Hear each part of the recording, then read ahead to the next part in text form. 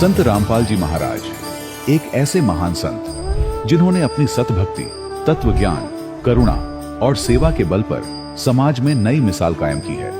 संत रामपाल जी महाराज की अगुवाई में उनके सभी सतलोक आश्रमों से समाज कल्याण के अद्भुत कार्यों ने समाज को सुनहरे भविष्य की एक नई उम्मीद दिखाई है। संत रामपाल जी महाराज से नाम दीक्षा लेने के बाद लाखों लोगों की लाइलाज बीमारियां जैसे कैंसर, एड्स आदि ठीक हुई। संत जी के ज्ञान से प्रेरित होकर उनके अनुयायियों ने लाखों यूनिट रक्तदान किया। संत जी ने लाखों बहन बेटियों का दहेज मुक्त विवाह करवाया।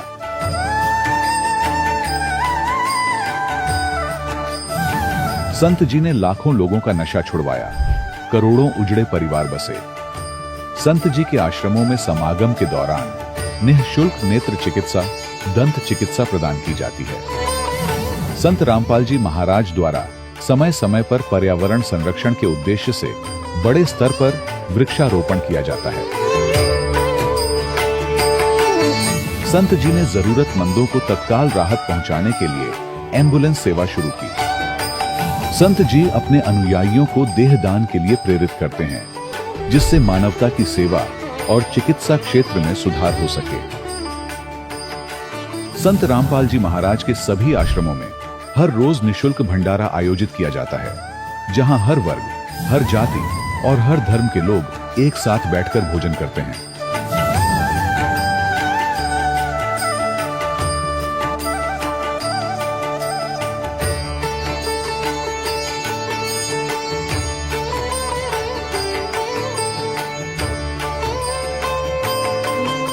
संत रामपाल जी महाराज की अन्नपूर्णा मुहिम ने गरीब और बेसहारा लोगों के जीवन में एक नई ऊर्जा और उम्मीद को जन्म दिया है। घर घर खाद्य सामग्री और जरूरी मदद पहुंचाकर संत रामपाल जी महाराज ने लोगों को दुख और मजबूरी से लड़ने की ताकत प्रदान की है।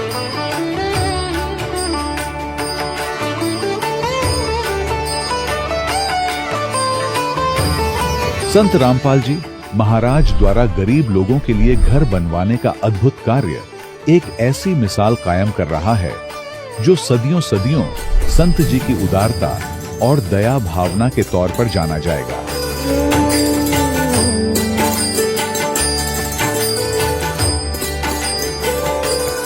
संत रामपाल जी महाराज के आश्रम में हजारों बुजुर्गों को सम्मान और प्यार के साथ जीवन जीने का अवसर मिलता है। उनके खाने, रहने और स्वास्थ्य की पूरी जिम्मेदारी संत रामपाल जी महाराज उठाते हैं। अनाथ बच्चों के लिए संत रामपाल जी महाराज के सभी आश्रम किसी वरदान से कम नहीं। यहाँ उन्हें शिक्षा, संस्कार और भविष्य के लिए बेहतर अवसर प्रदान किए जाते हैं। चाहे बाढ़ हो, भूकंप या महामारी, संत रामपाल जी महाराज और उनके अनुयायी हमेशा ही जरूरतमंदों के लिए सबसे आगे खड़े रहते हैं। कोविड महामारी के दौरान संत रामपाल जी महाराज के आश्रमों से करोड़ों लोगों के लिए भोजन, दवाइयां और जीवन रक्षक सामग्रियां उपलब्ध कराई गई। चाहे गरीब की मदद हो या किसी शोषित और पीड़ित वर्ग के हक और सम्मान की लड़ाई, संत रामपाल जी महाराज ने हमेशा ही उनकी दबी आवाज को सरकारों तक पहुंचाया है और उन्हें उचित न्याय दिलवाने में अहम भूमिका अदा की है। समाज में आध्यात्मिक और सामाजिक मूल्यों के प्रति जागरूकता लाने में संत रामपाल जी महाराज हर कदम पर मानवता के सच्चे सेवक साबित हुए हैं। संत रामपाल जी महाराज का जीवन हमें सिखाता है कि सच्ची सेवा वही है जो निस्वार्थ भाव से की जाए। आइए हम भी इस महान सेवा के कार्य में इस महान संत से जुड़ें और संत रामपाल जी महाराज से नाम दीक्षा लेकर अपने जीवन को धन्य बनाएं।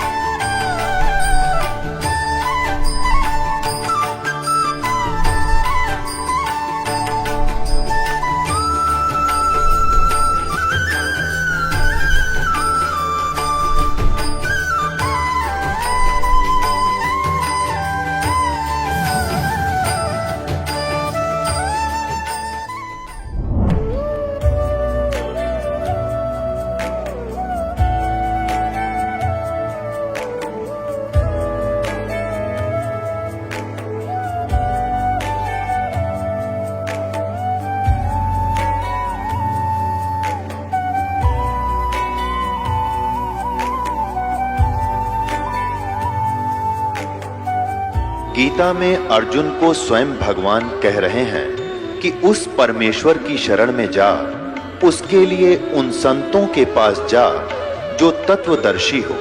इसी प्रकार हजरत मोहम्मद को उनका अल्लाह कह रहा है कि कोई और पूर्ण परमात्मा है, उसको पाने के लिए उन तत्वदर्शी संत की तलाश कर।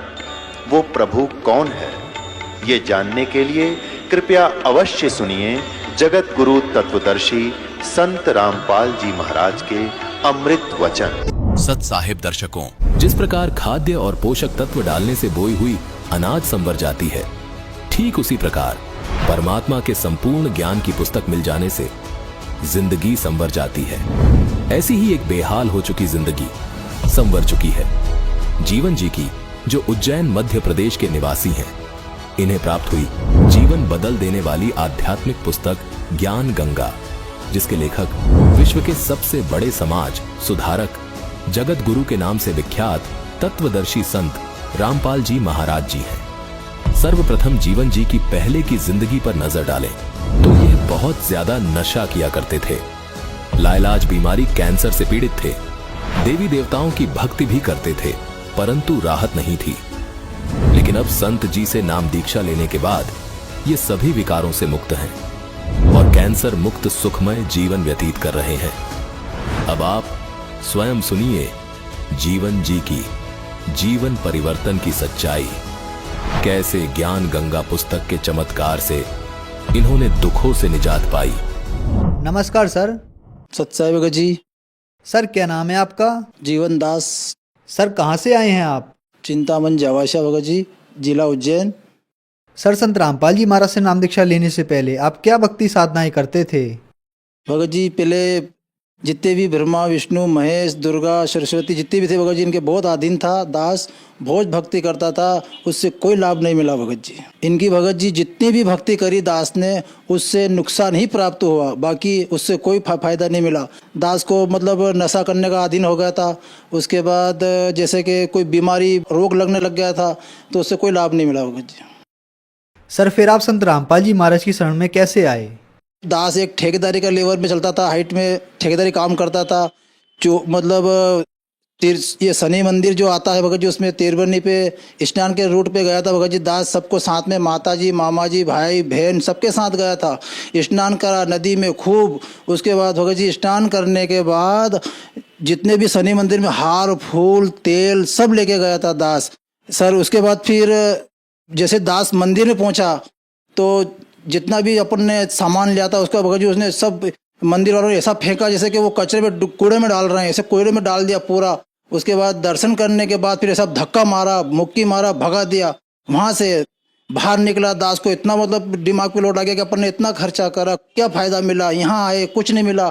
उसके बाद भगत जी सबको छोड़ दिया मैंने, भाई बहन मामा भुआ सबको। उसके बाद फिर रोड पे निकल गया जहाँ दास की गाड़ी खड़ी थी, वहाँ जाके खड़ा हुआ। उसके बाद संत रामपाल जी अन्य भाई वहाँ पे पुस्तक सेवा कर रहे थे, तो मैंने सोचा कि एक पुस्तक 10 रुपए में मात्र सिर्फ ज्ञान गंगा मिल रही है, यार ये कौन सी पुस्तक है। बहुत सारी पुस्तक पढ़ रखी थी दास ने, तो वो पुस्तक ली भगत जी, पुस्तक ज्ञान गंगा संत रामपाल जी महाराज की पुस्तक पढ़ी सर। उसके बाद फिर सतलोक आश्रम में जाके संत रामपाल जी महाराज से मैंने नाम दीक्षा ली। सर संत रामपाल जी महाराज से नाम दीक्षा लेने के बाद श्रद्धालुओं को बहुत सारे लाभ प्राप्त होते हैं, तो क्या संत रामपाल जी महाराज से नाम दीक्षा लेने के बाद आपको भी कुछ लाभ प्राप्त हुए?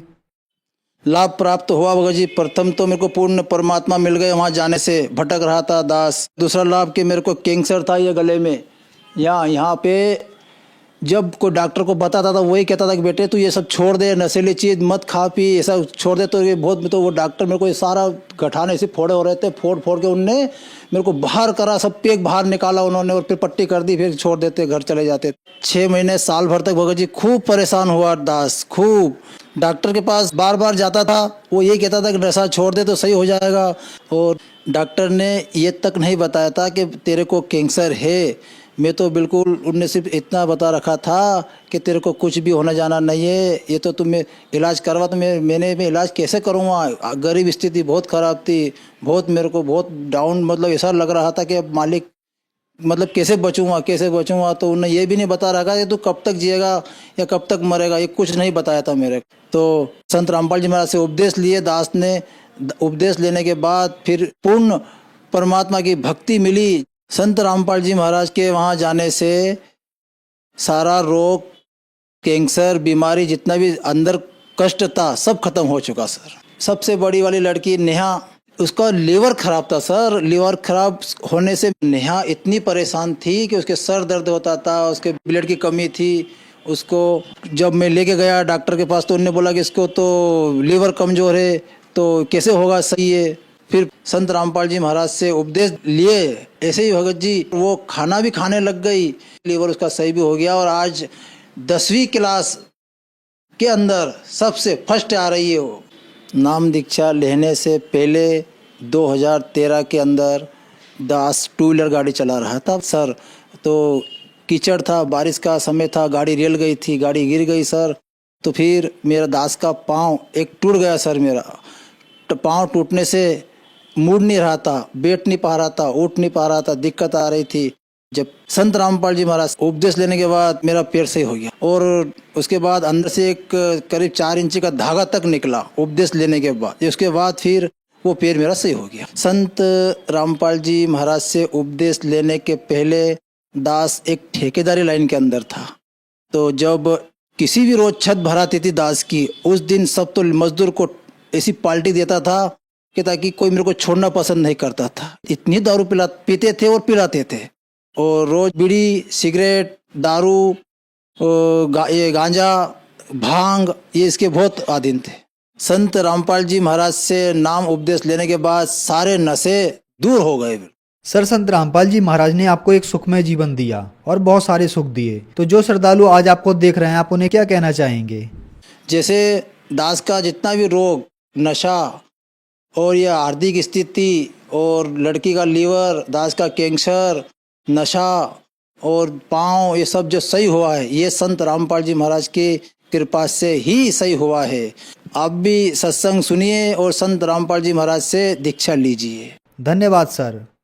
सत साई। दर्शकों, अभी आपने सुने संत रामपाल जी महाराज से दीक्षा प्राप्त करके सुखी हुए भक्त के अनुभव। अब देखिए जगत गुरु तत्वदर्शी संत रामपाल जी महाराज के मंगल प्रवचन। आज कोई लंगड़ा है, अंधा है, काना है, गूंगा है या स्वस्थ है, तो 5000 वर्ष के बाद उसका वही नाम होगा, उसकी माता पिता का भी वही नाम होगा और वही गांव होगा, वही स्थान होगा। और अंधा है तो अंधा ही होगा। फिर बाढ़ में जाओ या भक्ति क्या फायदा है भक्ति का? अकल है इन लोगों में। और इसके उसमें भी बिना ना जाने कितने प्राणी उलझे बैठे। तो पुण्यात्माओं, सबसे पहले हमने अध्यात्म मार्ग को समझना चाहिए और फिर गुरु ग्रहण करना चाहिए। अन्यथा हम ऐसे अपना जीवन नाश करते रहेंगे। अब जैसे श्रीमद् भगवत गीता अध्याय नंबर 2 के श्लोक नंबर 53 में गीता ज्ञानदाता कहता है कि अर्जुन, जिस समय तेरी बुद्धि भिन्न भिन्न प्रकार के भ्रमित करने वाले वचनों से हटकर एक परमात्मा के यथार्थ ज्ञान पर टिक जाएगी, स्थिर हो जाएगी, तब तू योग को प्राप्त होगा। अर्थात तब तू योगी बनेगा, भगत बनेगा। योगी मीन परमात्मा के पाने के लिए प्रयत्नशील व्यक्ति। उसको भक्त कहो, योगी कहो, साधक कहो। तो आज तक जितने भी मत हैं, जितने पंथ हैं, सबके भिन्न भिन्न विचार हैं, भिन्न भिन्न साधनाएं हैं। परमात्मा की परिभाषा से भी वो लोग परिचित नहीं है।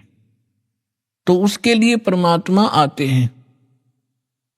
आप जी को बहुत बार समझाया है, बहुत बार ज्ञान सुनाया है और सुनाते ही रहेंगे, क्योंकि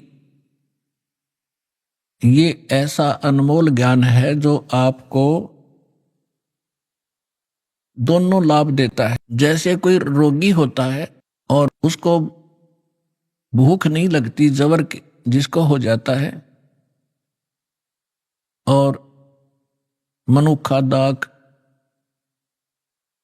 किशमिश, सेब, संतरे खाना जो प्रतिदिन खाता है, वो भी उसको कड़वा लगता है, जिह्वा पर रखा भी नहीं जाता, थूक देता है।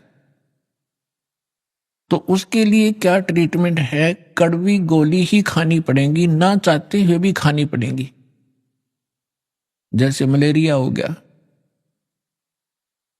तो उसमें कुनीन खानी पड़ेगी, और कड़वी लगो तो लगो, वो खानी ही पड़ेगी, फांकी मारनी पड़ेगी, और तभी वो रोग नाश होगा। फिर वही जो कड़वी लगने वाली रोटी, मनुक्खा, दाख, वो फिर स्वादिष्ट लगेगी। तो पुण्यात्माओं, ये ज्ञान आपको रह रहकर सुनना पड़ेगा। इस सत्संग से ही ये दोनों काम होंगे। आपका जबर भी उतरेगा और इसी सत्संग के सुनने से ये कुनीन का काम भी करेगा। क्योंकि दो प्रकार के श्रद्धालु आते हैं। एक तो ऐसा होता है, उसको जैसे भी परंपरागत साधना है वो कर रहा है, और उसको फिर ये ज्ञान सुनने को मिलता है, उसको अच्छा सा नहीं लगता परमात्मा की भक्ति, क्योंकि उसके पाप कर्मों के कारण उसके अंदर, वो अंतःकरण के अंदर ये पाप कर्मों का जवर बन गया, और उन पाप कर्मों के कारण उसको आज वो परमात्मा की ये अमृत वचन रूपी मनुक्खा दाख भी नहीं अच्छी लगती। या तो उठकर चल पड़ता है, या वैसे किसी के साथ फुसर फुसर करेगा। उसको ये कह दिया जाए कि भाई शोर ना करे, सत्संग सुनने दे, या तो उठकर चला जाएगा या लटके लेने लग जाएगा, बैठा बैठा नींद लेगा। तो वो उसके अंदर पाप कर्मों का इतना प्रभाव है कि उसको ये अच्छी नहीं लगती परमात्मा की कथा। तो उसका यही उपाय है कि वो ना चाहते हुए भी बैठा रहे और सुनता रहे, अच्छी लगो ना लगो। इस वाणी के अंदर इतनी शक्ति है कि कुछ पापों को इस वाणी के श्रवण मात्र से और इस वाणी के चल रहे इसकी रेंज में वैसे भी बैठे रहने से कुछ पाप नाश होते हैं, जो ज्ञान यज्ञ से ही हुआ करते हैं। तो इसलिए पुण्यात्मा उसको ये कुनीन का भी काम करेंगी, और जब वो जबर उतर जाएगा, अंतःकरण के अंदर जो पाप प्रभाव था वो कम हो जाएगा, उसके बाद फिर ये मनुक्खा दाख का भी काम करेगी। इतनी अच्छी लगेगी जैसे बुखार उतरने के बाद स्वस्थ हो जाता है प्राणी, फिर उन्हीं रोटियों को न सब्जी की आवश्यकता समझता, इतनी जबरदस्त भूख लगती है। भूख लगी होती है, घर वाले कहते हैं सब्जी बना देते हैं, रोटी तो है, वो कहता रोटी आन दे, सब्जी फिर देखूंगा। इतनी जबरदस्त भूख लगती है। और जब वो अस्वस्थ होता है, चाहे 3 प्रकार की सब्जी बना दे, नहीं खा सकता। तो पुण्यात्माओं, जिन पुण्यात्माओं की ये पाप कर्म अंतःकरण के समाप्त हो गए, उनकी आत्मा स्वस्थ होगी इस ज्ञान के सुनने से। आज वो हजार हजार किलोमीटर से 1500 किलोमीटर से चलकर इतनी भूख बढ़ गई उनमें, ये मनुक्खा दाख राम नाम की ये आहार करने के लिए सतलोक आश्रम में पहुंच रहे हैं। तो इसलिए ये ज्ञान आपको बहुत बार सुनाया है और रह रहकर सुनाते ही रहेंगे। ये दोनों काम करेगा। जिसको किसी कारण से भी कोई फिर से अस्वस्थ आत्मा होने लगती है, तो इस ज्ञान के सुनने से, ये एंटीबायोटिक कैप्सूल खाने से वो फिर से पाप नाश हो जाते हैं, आत्मा फिर स्वस्थ हो जाती है। क्योंकि अपने जीवन में छोटे मोटे रोग आ ही जाते हैं, उनके लिए ट्रीटमेंट चलता रहता है, जीवन बना रहता है। ठीक इसी प्रकार सत्संग में आने से, परमात्मा के वचन सुनने से आत्मा किसी कारण से फिर पापग्रस्त हो जाती है, और कुछ अरुचि बनती है साधना में, तो सत्संग सुनने से, दर्शन करने से, प्रणाम करने से, आशीर्वाद लेने से वो फिर से पाप कट जाते हैं, स्वस्थ हो जाती है। तो इसलिए आप जी ने सत्संग को रह रह कर सुनना चाहिए, एक सत्संग की तरह सुनना चाहिए। समय निकालो, घर पे कभी बैठे हो, छुट्टी हो, सत्संग चलाओ, एकाग्र चित्त से सुनो, एक एक वाणी पर ध्यान दो, क्या कहा जा रहा है। फिर उसको को छोटी मोटी मन में दोष होता है तो वह तुरंत सेट हो जाता है। तो प्रसंग चल रहा है कि वो परमात्मा इस यथार्थ ज्ञान को देने के लिए स्वयं ही आते हैं। सभी वेद प्रमाण करते हैं। ऋग्वेद मंडल नंबर 9 सूक्त नंबर 1 मंत्र 8 और 9 में, ऋग्वेद मंडल नंबर 9 और सूक्त 20 मंत्र 1 में, ऋग्वेद मंडल नंबर 9 सूक्त 86 मंत्र 26 और 27 में, ऋग्वेद मंडल नंबर 9 सूक्त 82 मंत्र 1, 2, 3 में, ऋग्वेद मंडल नंबर 9 सूक्त 54 मंत्र 3 में, ऋग्वेद मंडल नंबर 9 सूक्त 94 के मंत्र 1 में, ऋग्वेद मंडल नंबर 9 सूक्त 95 के मंत्र 2 में, ऋग्वेद मंडल नंबर 9 सूक्त 96 के 96 के मंत्र 16 से लेकर 20 तक, यजुर्वेद अध्याय नंबर 29 मंत्र 25 में, और भी बहुत से स्थानों पर परमात्मा की महिमा का वर्णन है। उसमें क्या लिखा है कि वो पूर्ण परमात्मा जिसने सारी सृष्टि की रचना की है, जिसने सब जीवात्माओं को भी उत्पन्न किया है, वो ऊपर के लोक में,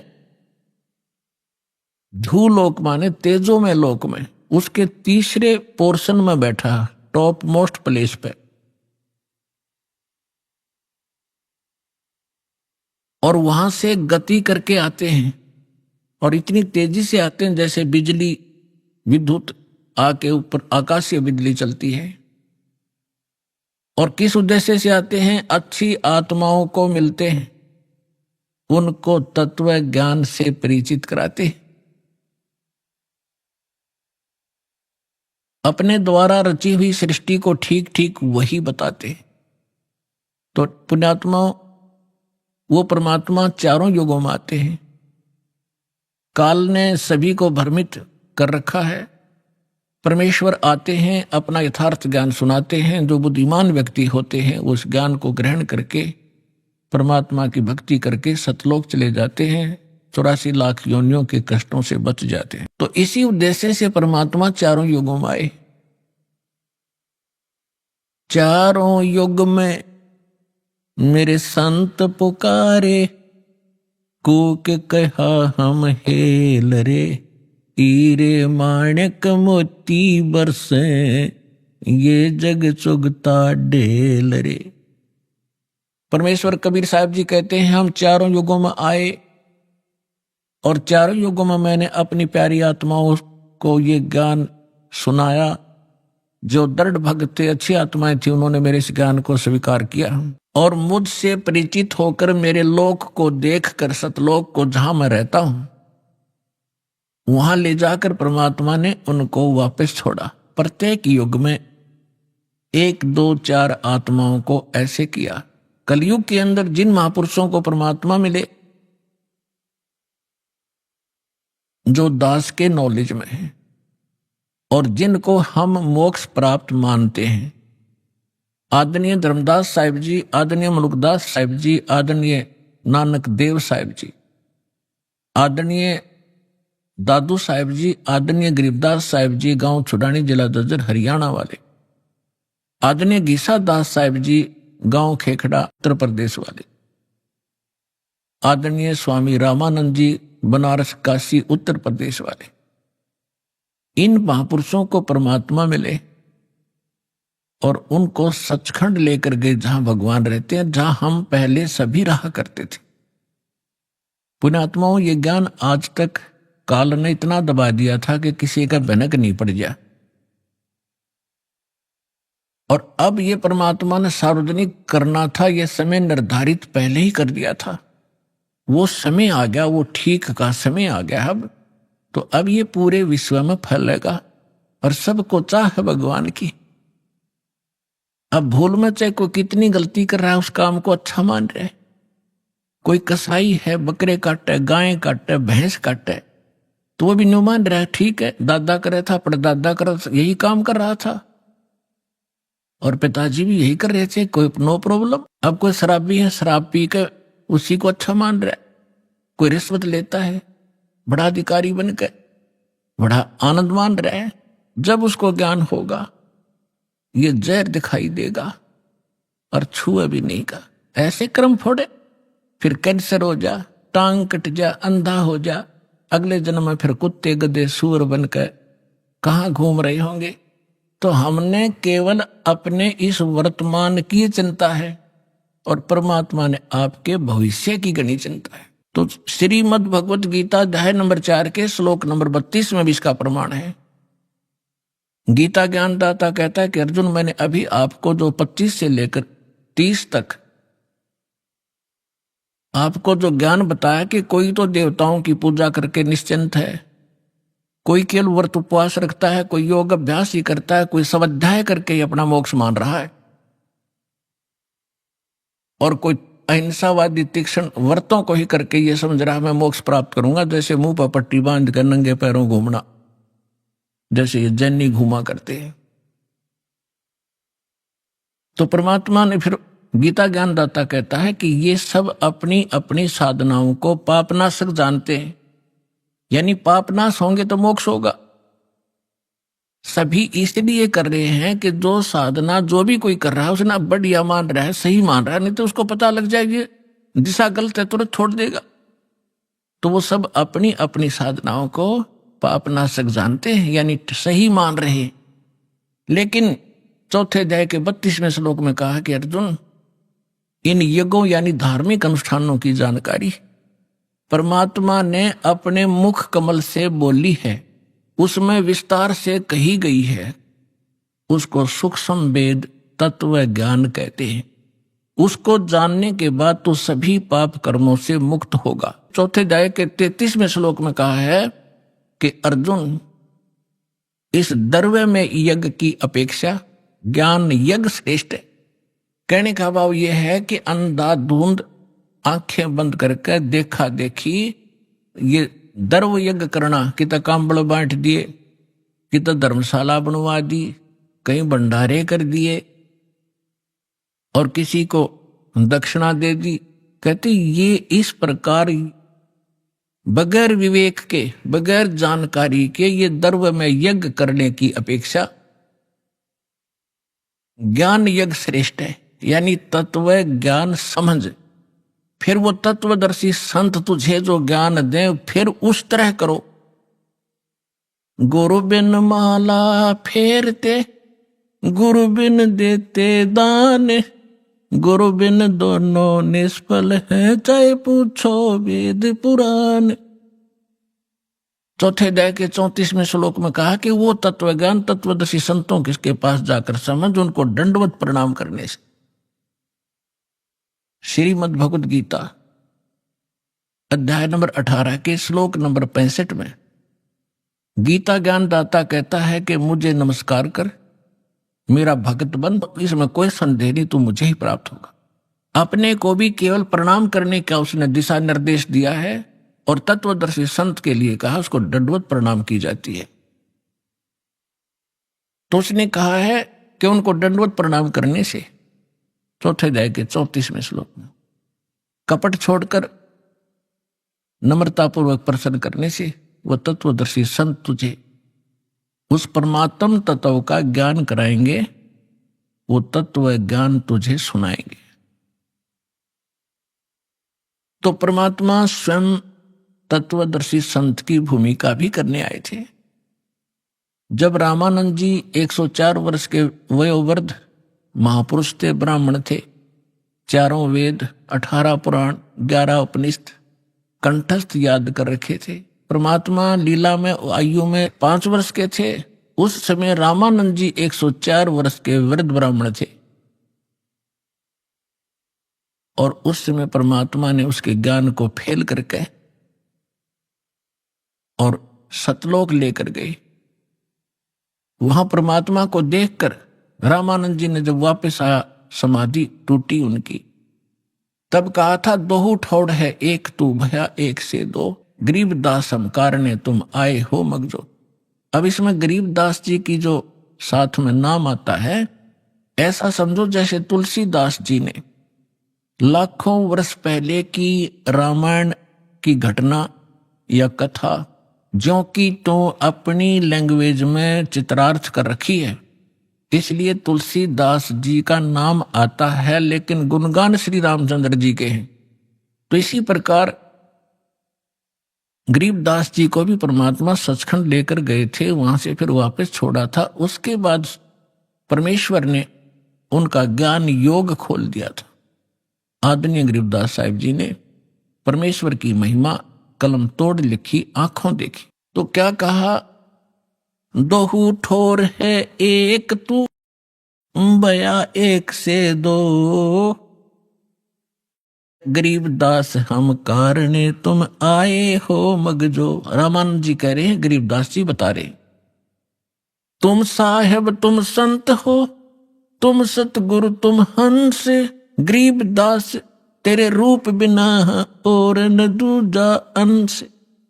बोलते रामानंद जी सुनो कबीर करतार, गरीबदास सब रूप के तुम ही सृजनहार। तुम साहेब तुम संत हो, तुम सतगुरु तुम हंस। अपने आत्माओं, वो परमात्मा चारों युगों में आते हैं। सतयुग में सत सुकृत कह टेरा, त्रेता नाम मुनींदर मेरा, द्वापर में करुणा में कहाया, कलयुग नाम कबीर धराया। तो परमात्मा जब कलयुग में सन 1398 में सतलोक से सह शरीर आए, संवत 1455 ज्येष्ठ उत्तरते की पूर्णमासी को सुबह ब्रह्म मुहूर्त में परमात्मा सतलोक से आए, शिशु रूप धारण करके कमल के फूल पर विराजमान। वहां से नीरू नीमा नाम के एक जुलाहा दंपति निसंतान थे, परमात्मा को उठा ले गए। इसके प्रत्यक्ष दृष्टा थे एक रामानंद जी के शिष्य ऋषि अष्टानंद जी, जो उसी सरोवर लहरतारा सरोवर के ऊपर स्नान करके वहां कुछ देर के लिए अपने गुरु जी द्वारा बताई साधना को किया करते थे। उसी दौरान परमात्मा सतलोक से आकर उस कमल के फूल पर विराजमान हुए थे। आज का जो विषय है उसको उठाते हैं, ये थोड़ी सी भूमिका बनानी थी। अपने आत्मा परमात्मा यहाँ आते हैं। हम सभी, चाहे आज ब्राह्मण हैं, चाहे हम कोई अन्य कास्ट में जन्मे हैं, और चाहे हम हिंदू हैं, मुसलमान हैं, सिख या ईसाई या कोई अन्य किसी भी मजहब धर्म से संबंध रखते हैं, हम सभी एक परमात्मा के बच्चे हैं, कबीर साहिब के। चाहे कोई चींटी है, हाथी है, मच्छर है, माखी है, कुत्ता है, गधा है, सुअर है, ये सभी उस परमात्मा के बच्चे हैं। उस मालिक को ये सभी इतने ही प्यारे हैं। जैसे दास ने कहा था, अभी ऐसा ही है, जिस भी कोई भी माता पिता का कोई कैसा ही बालक हो, चाहे वो अपाहिज हो। दास ने देखा कि एक जन्मजात एक बच्चा ऐसा था, बिल्कुल हाथ भी टेढ़े, मुंह भी बांगा, लाल पड़े, ना बोल पावे। उसकी माँ और उसके पिता उसको इतना प्यार करते थे, उसको उसकी लाल पूछा करती थी उसकी माँ बुरी तरह, फिर मुंह धो के हट्टी से लाड करती थी, जबकि वो 12-13 साल का उस पर पड़ा रहता था चारपाई पे। तो पुण्यात्माओं, हम उस परम पिता के बच्चे हैं। और आज चाहे कोई गधा है, चाहे सूअर बना है, चाहे कुत्ता बन के दुख पा रहे हैं, उस परम पिता को इतने ही प्यारे लगते हैं। चाहे कोई गाय है, भैंस है, मुर्गा है, बकरा है, और जो इनको तंग करता है, खाता है, मारता है, उस परम पिता को बहुत कष्ट होता है। और इस काल ने हमारे साथ ऐसा जुल्म कर रखा है कि वो हमारे पिता के साथ प्रतिशोध ले रहा है।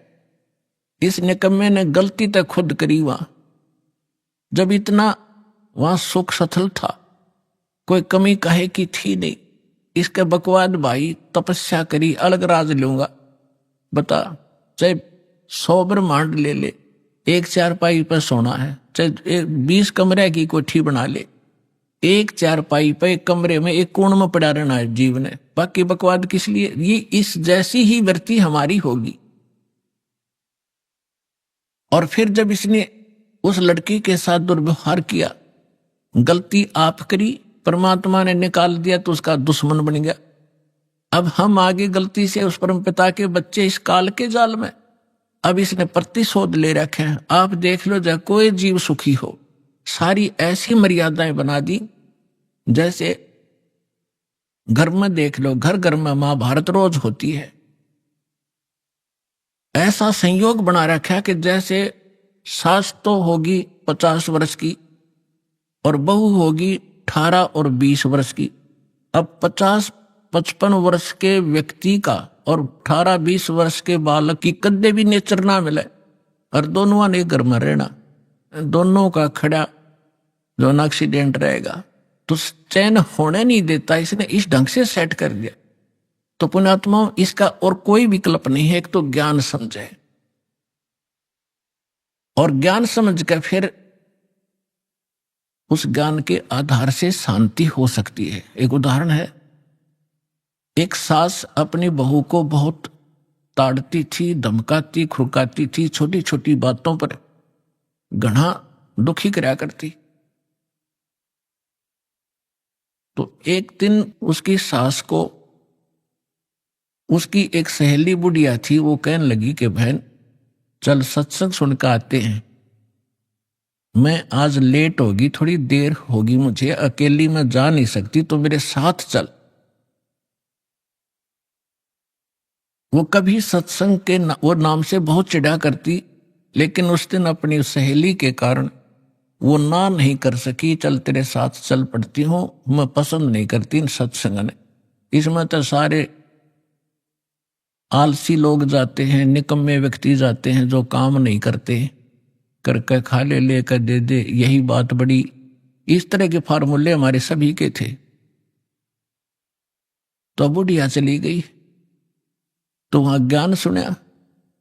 सत्संग में यही बताया जाता है कि जो भाग्य में लिखा है वो तो होना ही होना है। जैसे कोई नुकसान हो गया घर में, कोई करके कुछ नहीं, अपने घर में हानि, और फिर भी हो जाता किसी भी कारण से, तो फिर दूसरे जो बड़े होते हैं वो छोटों के पीछे पड़ जाते हैं।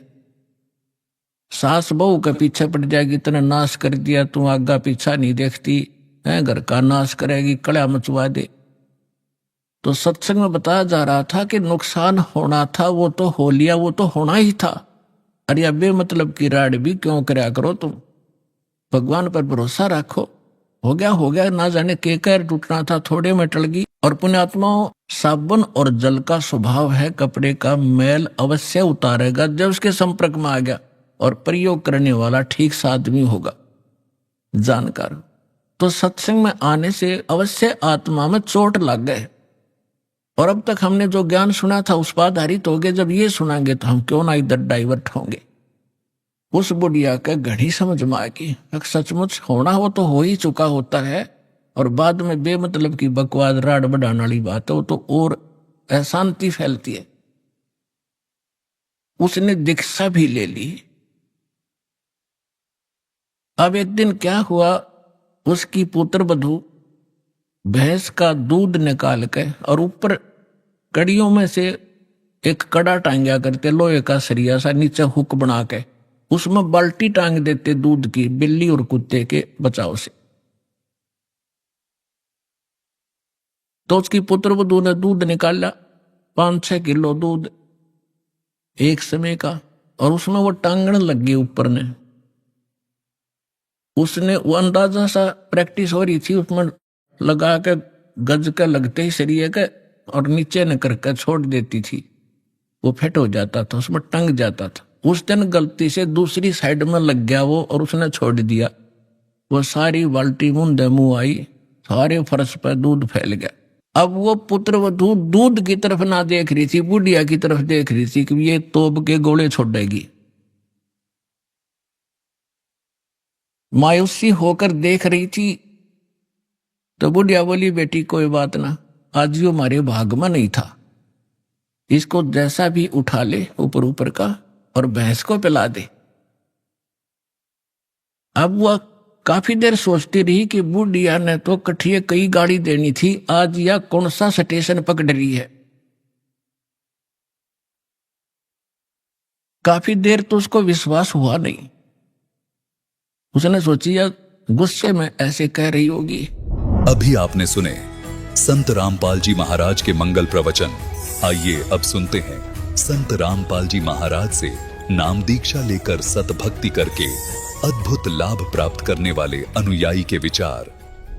दर्शकों, इनसे मिलते हैं। ये है सुनीता जी, जो अलवर राजस्थान की रहने वाली हैं। बचपन से ही इनकी देवी जी की पूजा आराधना में अटूट श्रद्धा थी। सुनीता जी हिंदू धर्म में प्रचलित भक्ति साधना, श्राद्ध, कर्मकांड और देवी जी को इष्ट मानकर नवरात्रि जैसा पर्व आदि को पूर्ण से मानती थी। इन सब के बाद भी इन्हें न कोई लाभ मिला और न ही मोक्ष मार्ग मिल पाया। सुनीता जी का शरीर बीमारियों से हमेशा घिरा रहता था। सभी जगह अपना इलाज करवाने के बाद भी सुनीता जी अपने रोग से मुक्ति नहीं पा रही थी। इनकी जिंदगी तब बदली जब इन्हें अपने ही परिवार के सदस्य से संत रामपाल जी महाराज का पता चला। सुनीता जी ने बिना किसी देरी के संत रामपाल जी महाराज से दीक्षा ली और उनके द्वारा बताए गए सभी नियमों का पालन पूर्ण रूप से किया। संत रामपाल जी महाराज द्वारा बताई भक्ति से सुनीता जी पूर्ण रूप से रोग मुक्त हो गई। आइए सुनते हैं सुनीता जी की कहानी, उन्हीं की जुबानी। नमस्कार जी। नमस्ते सर। क्या नाम है आपका? सुनीता दासी। बहन जी, आप कहाँ से आए हैं? मैं अलवर राजस्थान से हूँ। संत रामपाल जी महाराज जी से आपने नाम दीक्षा कब ली? 7 दिसंबर 2009 को। संत रामपाल जी महाराज जी से नाम दीक्षा लेने से पहले आप क्या भक्ति साधना करते थे? जो हिंदू धर्म में प्रचलित है वही साधना, देवी देवताओं को मानना, मतलब और जो पूर्वज करते, श्राद्ध, पितृ पूजा, सब कुछ करते थे। व्रत भी रखती थी। मैं छोटी सी थी जब से मंदिरों में जाना, जैसे महिलाओं को, बुजुर्ग महिलाओं को देखती थी, उनके अकॉर्डिंग कि मैं उनका पीछा, जैसे वो परिक्रमा लगाती तो मैं भी लगाती थी, सब कुछ वो करती थी। मैं छोटी सी से मतलब पूजा अर्चना में बहुत ज़्यादा मतलब मुझे श्रद्धा थी। नवरात्रि हमारे मायके पक्ष में होता नहीं था, लेकिन मैं देवी जी को बहुत ज़्यादा इष्ट मानती थी, इसलिए घर वाले मना भी करते थे तो मैं पड़ोस में जाके नवरात्रि की पूजा करती थी। इस पे मेरी बुआ बोलती भी थी कि तू क्या कर रही है, अपने घर में ये होता भी नहीं है, फिर भी पता नहीं तू क्यों देवी को मानती है। लेकिन मैं फिर भी चोरी छिपे जैसे भी मैं देवी जी की पूजा करती थी। बहन जी, आप इतनी भक्ति साधना कर रहे थे, यहाँ तक कि आप देवी जी को चोरी छिपके से भक्ति करते थे देवी जी की। यह भक्ति साधना करने से आपको क्या लाभ प्राप्त हुए? सर, लाभ की तो बस कुछ भी प्राप्त नहीं हुए, क्योंकि 14 साल की उम्र में ही मेरी मम्मी का निधन हो गया था। मैं जानती भी नहीं थी कि भगवान से क्या, किस तरह से पूजा अर्चना करनी है, किस तरह से क्या मन्नत मांगनी है। हमारे अलवर राजस्थान में ही भर्तरी बाबा की स्थान है, धार्मिक स्थल है, वहाँ पर सब सवामनी वगैरह करते थे। तो मैं बहुत छोटी थी तो मैं वहाँ पर मैं भी गई थी धार्मिक स्थल पर। भर्तरी बाबा के सामने कहा, यहाँ पे जो भी मांगते हैं वो मन्नतें पूरी होती है। मैं जानती भी नहीं थी मन्नत होती क्या है, सवामनी क्या होती है, लेकिन फिर भी मैंने भर्तरी बाबा जी के जाके कहा कि हे भर्तरी बाबा, मेरी मम्मी को सही कर दोगे तो मैं सवामनी करूँगी। सवामनी होती क्या है मैं जानती भी नहीं थी, लेकिन फिर भी मैं मन्नत मांग के आई, लेकिन कुछ भी लाभ नहीं हुआ। जिसने जहाँ कहा हमने वो व्रत किया, लेकिन फिर भी किसी ने भी मेरी मम्मी को नहीं बचाया। मैं वैश्य जाति से हूँ, इसलिए वैश्य जाति में वैसे पूजा अर्चना, उद्यापन सब कुछ होता था, इसलिए हम सारी धर्म पूजा करते थे, लेकिन कुछ भी हमें लाभ नहीं हुआ। मेरी मम्मी को भी टीबी हो गया था, खूब इलाज कराया, लेकिन उसके बावजूद भी उन्हें कोई नहीं बचा पाया। इतनी पूजा करते करते मुझे इतनी प्रॉब्लम हो, शादी के बाद 1 साल बाद से ही मैं बीमार रहने लगी, बहुत चारों तरफ डॉक्टरों को दिखाते थे, लेकिन डॉक्टर समझ ही नहीं पाते थे कि इसको क्या बीमारी है। किसी डॉक्टर ने मतलब फिशर का ऑपरेशन कर दिया, किसी ने अपेंडिक्स का ऑपरेशन कर दिया, उसके बावजूद भी मेरी बीमारी एज इट इज़ बनी रहती। डॉक्टर कहते पता नहीं ये है क्या, हमारी तो समझ के बाहर है, इसके लिए तो कोई बाहर से ही डॉक्टर मंगाना पड़ेगा। कोई समझ ही नहीं पाता था। फिर मैं इतनी ज़्यादा बीमार रहती थी, तो जब मेरे पिताजी का देहांत हुआ तो मेरी बुआ जी आई थी बॉम्बे से। उन्होंने कहा कि तू इतनी ज़्यादा बीमार रहती है तो हमारे गुरुजी हैं, तो उनके पास चल, वहाँ पे जाके तू तेरा ना सारी समस्या खत्म हो जाएगी। तू इतनी बीमार रहती है, इतने धर्म मतलब झाड़ फूंक सब कुछ करवाया सर। हमारे मतलब ससुराल पक्ष में इन चीज़ों पे ध्यान नहीं देते थे, लेकिन मेरे भाइयों ने कहा कि मेरी बहन का डॉक्टरी इलाज फेल हो गया तो इन्हें झाड़ा फूका कराया जाए। तो जहाँ भी जो भी कहते कि आज रात के 2 बजे लेके आना है तो रात के 2 बजे लेके जाते। किसी कहे कि पुल के नीचे ये कर आओ, कि सिंदूर लिया, कोई मृगनैनी का वो खा लो, जो कहा जो हमने किया, लेकिन मैं मौत के मुंह में जाती रही, कोई हमें बचा नहीं पाया। जैसे रात होती तो रात होते ही मेरे शरीर में अजब सा पेन, इतना ज़्यादा कि जैसे करंट लग रहे हैं, शरीर में आग कोई जला रहा है मेरे शरीर को, इस तरह की पीड़ा होती थी। सब सोते थे लेकिन मैं पूरी रात तड़पती थी, मतलब जैसे बिना पानी के मछली तड़पती है इस तरह से मैं तड़पती थी। कोई मतलब इलाज ही नहीं था। और सब ये कहते कि दुर्लभ जी जयपुर जैसे बड़े हॉस्पिटल में मेरा इलाज चला, और डॉक्टर भी ये कहते थे कि ये तुम्हारी मेंटेलिटी है, तुम्हें कुछ भी नहीं है, कुछ रिपोर्ट में तो कुछ आते ही नहीं है, कुछ भी नहीं है तुम्हें। बहन जी, फिर आपको संत रामपाल जी महाराज के बारे में कैसे पता चला? बॉम्बे से मेरी बुआ है केसरमई, तो उन्होंने ही मुझे बताया कि बेटा तू इतनी बीमार रहती है, एक बार हमारे गुरुजी के पास जो भी जाता है सही हो जाता है, उनके पास सारी इलाज मतलब बीमारियों का इलाज है। तो हम गुरु में कोई विश्वास नहीं करते थे, आश्रम वगैरह हम मानते नहीं थे कि आश्रम में तो ऐसा वैसा होता है, मतलब जिस तरह से अभी 2-4 आश्रमों का वो निकला, इस तरह से हम समझते हैं कि आश्रम वगैरह में हम बिल्कुल भी विश्वास नहीं करते थे। तो हमने कहा कि बुआ जी ऐसे बोलती हो, ये भी कोई होता है, गुरुजी ऐसे कर भी सकते हैं क्या? तो हम नहीं मानते। फिर बुआ जी ने कहा नहीं, एक बार चल के देख कि वहाँ पे क्या होता है।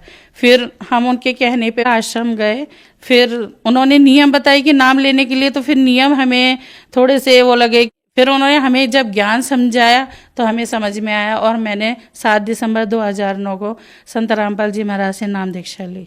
क्या जो आपकी बीमारी थी डॉक्टर डिटेक्ट नहीं कर पा रहे थे, आपको अजीब सी जलन होती थी, और ये सब बीमारी संत रामपाल जी महाराज से दीक्षा लेने के बाद क्या ठीक हो गई? जी सर, बिल्कुल ठीक हो गई, और मुझे जीवन दान मिला। क्योंकि संत रामपाल जी महाराज की शरण में जाने के बाद गुरुजी ने मेरे ऊपर, परमात्मा ने इतनी रजा की कि जो डॉक्टर समझ ही नहीं पा रहे थे कि मुझे बीमारी क्या है। मेरी MRI की रिपोर्ट 1 साल पहले डॉक्टरों को उसमें जो ट्यूमर था वो नज़र नहीं आया, लेकिन जब संत रामपाल जी महाराज ने मुझे आश्रम से भेजा कि बेटा अब दोबारा एक बार डॉक्टरी इलाज लो, तब उसमें उसी 1 साल जो पहले MRI हुई थी उसी में ही सब डॉक्टरों को वो ट्यूमर की रिपोर्ट नज़र आ गई। उन्होंने कहा कि ये पहले हमें क्यों नहीं दिखाई दी। उसके बाद तो मुझे बॉम्बे भेजा गया, तो मतलब AC कोच में मेरी सीट होती थी, रिजर्वेशन होता था, लेकिन मैं बैठ भी नहीं सकती थी पूरे टाइम। मतलब अलवर से और बॉम्बे तक मैं खड़ी ट्रैवलिंग करती थी। मुझे देख के सामने वाला भी रोने लग जाता था, इतनी तड़पती थी कि कोई मुझे मतलब कोई सो ही नहीं पाता था। सब देखते थे कि ये कितनी तड़पती है, इतना ज़्यादा पेन होता था कि बता नहीं सकती। वो दिन याद करके सर, मेरे छोटे छोटे बच्चे थे, मैंने परमात्मा से कहा कि परमात्मा मेरे बच्चे मेरे बिना अनाथ हो जाएंगे। परमात्मा ने कहा कि बेटा बंदी छोड़ तेरे साथ है, मैं तेरे साथ हूँ, तो जा डॉक्टर के पास। जैसे ही मैं गई वहाँ पे उन्होंने कहा कि 36 घंटे का ऑपरेशन है। डॉक्टर खुद भी नहीं बता पा रहे थे, 2 डॉक्टर थे, आधे शब्द वो बोल रहे थे, आधे वो बताने में भी हिचकिचा रहे थे कि इसको कैसे बताया जाए कि किस तरह की बीमारी है इसे। फिर भी जैसे तैसे करके उन्होंने बताया। उन्होंने कहा कि आपको लेट बात की जगह हटा दी जाएगी, परमानेंट थैली लगी जाएगी, इस तरह के करके उन्होंने मेरा मेजर ऑपरेशन बताया। 3 बार डॉक्टरों ने मुझे ऑपरेशन की डेट दी। तो जैसे ये पहली बार बताया तो मैं इतनी रोई गुरुजी के सामने आगे कि गुरुजी अब मैं क्या करूं। संत रामपाल जी के सामने गिड़गिड़ाई। परमात्मा ने कहा बेटा मैं तेरे साथ हूँ, तू जा। मैं जब भी ऑपरेशन के लिए बॉम्बे जाती तो गुरुजी के आश्रम में जरूर आती थी आशीर्वाद लेने के लिए। परमात्मा कहते कि तू जा, मैं तेरे साथ हूँ। फिर वहाँ जाके एक बार हमने मेडिसिन तक ले ली थी, लेकिन फिर मैं गुरुजी को मैंने ईमेल भेजा बॉम्बे से कि गुरुजी अब मुझे कोई नहीं बचा सकता, मेरा क्या होगा। परमात्मा ने कहा कि बेटा चिंता मत कर, मैं तेरे साथ हूँ, मैं तेरे साथ कुछ भी बुरा नहीं होने दूंगा। उन्होंने दूसरी बार भी मेरा ऑपरेशन टाल दिया। तीसरी बार फिर डॉक्टरों ने कहा कि लास्ट डेट दी। मैं कहा बार बार मुझे ये डेट दी जा रही है और अब मेरा क्या होगा। मैं तीसरी बार हमारा नंबर आने वाला था, डिस्प्ले पर नंबर आने वाला था। डॉक्टर ने कहा वेट करो, क्योंकि मीटिंगें चलती थी मेरी। जब डॉक्टर बताते थे उससे पहले मीटिंग करते थे, फिर उसके बाद हमें बताते थे कि मेरे साथ क्या होना है और क्या नहीं होना। फिर उन्होंने जगह जगह मतलब सारी 4-5 टीम होती थी, गैस्ट्रोलॉजी की, तो प्लास्टिक सर्जरी, सबसे मिलने के लिए कहा कि तुम जाओ। तो मैं जिस भी टीम से मिलती थी तो वो कहते थे तुम्हें पता है तुम्हारा कितना बड़ा ऑपरेशन है, तुम्हें पता है तुम्हारा कितना बड़ा, मतलब पूरा टाटा मेमोरियल के जो डॉक्टर थे, जो मेरा डॉक्टर अजय पुरी, वो सब हिल से गए थे कि ये क्या बीमारी है और मैं उस पेशेंट से मिलना चाहता हूँ जो ये ऑपरेशन कराने के लिए तैयार हुई है। मैं तैयार केवल इसलिए हुई थी कि मेरे छोटे छोटे बच्चे थे और मेरे जो नंद की जेठ थे वो डॉक्टर थे। उन्होंने कहा कि अगर भाभी ऑपरेशन कराती है तो हो सकता है ये 8-10 साल जिंदा भी रह जाए और अपने बच्चे देख सकती है, इनके बच्चे बड़े हो जाए इतने। तो डॉक्टर भी कह रहे हैं कि मैं वो पेशेंट से दोबारा मिलना चाहता हूँ कि उसने इतना बड़ा ऑपरेशन जो 36 घंटे किससे कहते हैं, हमारी आंखें इन्हीं पे गड़ी रहेगी, ये कैसे, मतलब किस तरह से इन्होंने हाँ किया है। लेकिन सिर्फ मैं अपने बच्चों की वजह से मैंने इतना बड़ा ऑपरेशन के लिए हाँ किया था। फिर डॉक्टर ने आखिर में डॉक्टरों ने कह दिया, तीसरी बार जब डिस्प्ले पे नंबर आया तो मैं मेरे हस्बैंड से कह रही थी कि 2 बार तो गुरुजी ने बचा लिया, अब मैं वापस नहीं जाऊंगी, अब मैं यहीं पे ही मर जाऊंगी। इतने में डिस्प्ले पे नंबर आया और डॉक्टर ने कह दिया कि हम आपका इलाज नहीं कर सकते क्योंकि आपकी बीमारी अब हमारे बस की बात नहीं है, ये बहुत ज़्यादा फैल चुका है और हम कुछ भी नहीं कर सकते। अब हम ऑपरेशन भी नहीं कर सकते क्योंकि आपके पैर भी हटाने पड़ेंगे हमें। डॉक्टर ने कहा वैसे तुम अच्छे से चल रही हो फिर रही हो, लेकिन हमें पैर फिर भी काटने पड़ेंगे और हम जीते जी आपको व्हील चेयर पर नहीं बैठा सकते। फिर डॉक्टरों ने मुझे कह दिया कि सिर्फ 1-1.5 महीने के लिए हम आपको ज़िंदा रख सकते हैं, जो आपको रेडिएशन लगेगा। फिर मैंने रेडिएशन के लिए मना करा। उन्होंने कहा नहीं, आपको रेडिएशन तो लेना ही पड़ेगा, जिससे आपके ट्यूमर को हम मतलब बिल्कुल हटा तो नहीं सकते, लेकिन 1-1.5 महीने के लिए आपकी उम्र बढ़ सकती है। इतना ज़्यादा पेन होता था कि मैं व्हील चेयर पर चलने लग गई थी, व्हील चेयर पर चलती थी। फिर थोड़े दिन आश्रम में रही, फिर बिल्कुल मुझे गुरु संत रामपाल जी महाराज ने कहा कि बेटा घर जाओ, तो फिर मैं धीरे धीरे अपने पैरों पे चलने लगी। लेकिन मैंने बॉम्बे में डॉक्टरों ने कहा कि अब आपका ऑपरेशन तो नहीं हो सकता, लेकिन आपको रेडिएशन तो लेना ही पड़ेगा। फिर डॉक्टरों के कहने पे मैंने रेडिएशन लिया। फिर मेरा 39 रेडिएशन लगा था।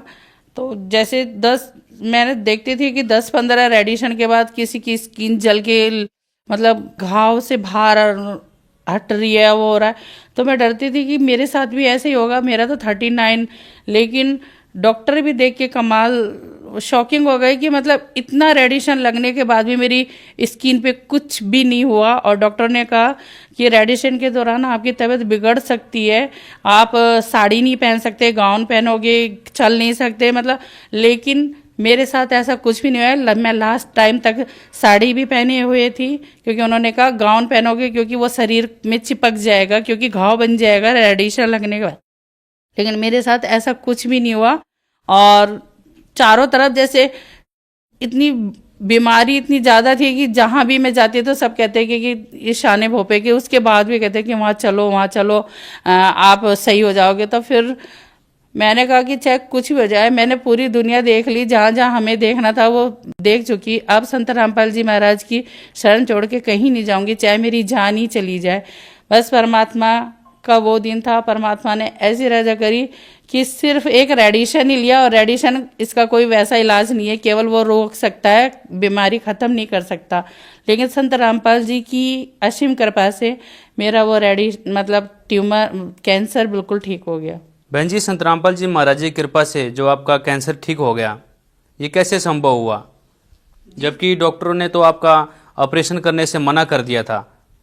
जी, संत रामपाल जी एक संत नहीं, वो पूर्ण परमात्मा है। वो संत रामपाल जी के चोले में पूर्ण सृष्टि रचनाहार कबीर साहब आए हुए हैं, क्योंकि एक साइंस भी जहाँ फेल हो जाती है वहाँ संत रामपाल जी का असर वो शुरू होता है, क्योंकि साइंस भी एक भगवान ही बना, साइंस भगवान से बढ़कर नहीं हो सकती, साइंस भी भगवान ने ही बनाई है।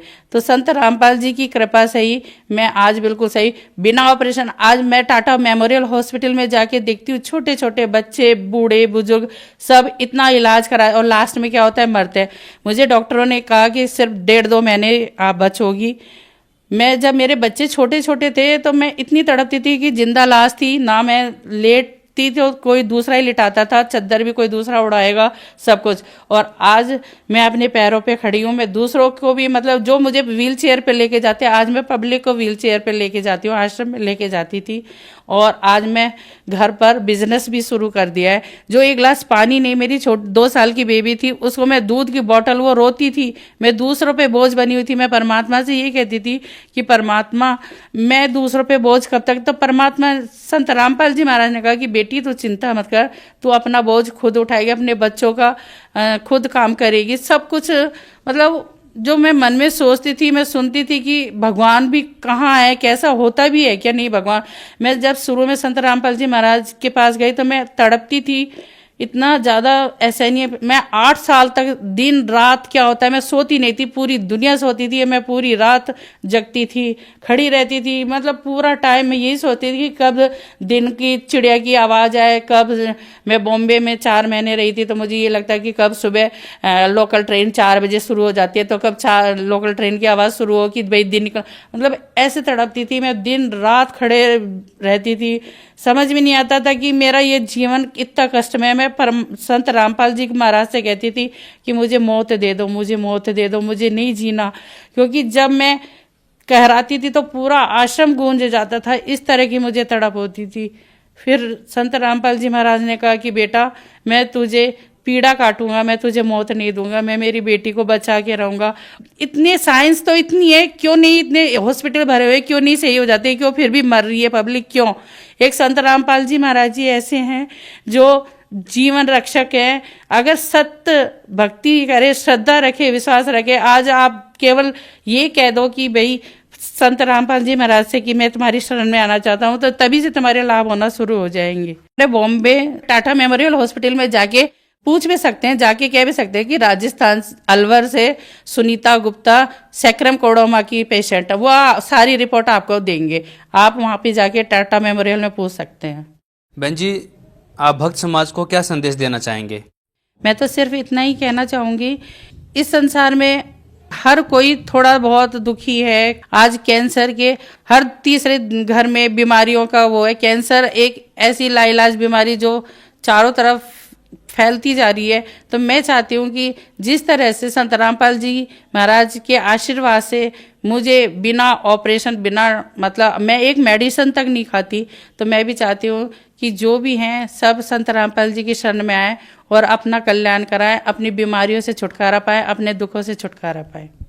बहन जी, संत रामपाल जी महाराज जी से नाम दीक्षा कैसे ले सकते हैं? संत रामपाल जी महाराज से नाम दीक्षा बहुत सारे टीवी चैनलों पर संत रामपाल जी महाराज का सत्संग आ रहा है और उन पर सत्यलोक आश्रम के कांटेक्ट नंबर आ रहे हैं। तो वहाँ पर आप कांटेक्ट करके जो आपके समीप नामदान स्थल है वहाँ से नाम दीक्षा लीजिए। धन्यवाद जी। सच्चाई।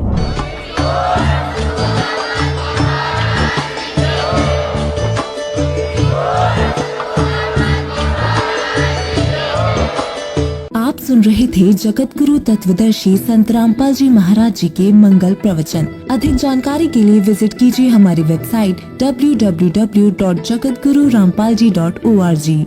संत रामपाल जी महाराज जी के शुभ आशीर्वाद से पूरे विश्व भर में 500 से भी ज्यादा नाम दीक्षा केंद्र हैं, जिन पर संत रामपाल जी महाराज जी द्वारा ऑनलाइन निशुल्क नाम दीक्षा दी जा रही है। अपने नजदीकी नाम दीक्षा केंद्र का पता करने के लिए संपर्क करें 8222880541।